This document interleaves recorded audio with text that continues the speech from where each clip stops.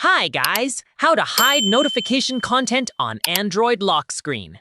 Now, open the Settings app on your device by tapping the gear icon on your home screen or in your app drawer. This is where all the magic happens.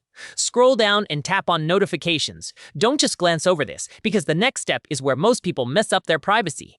Inside the Notifications menu, tap on Lock Screen Notifications. This controls exactly what people can see when your phone is locked.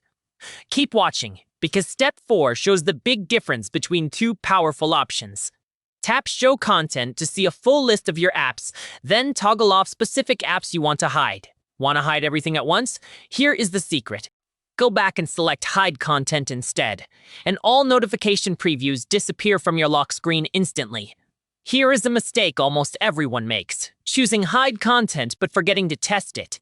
Lock your phone and ask someone to text you. If you still see names or message previews, repeat Step 4 and double-check your toggles.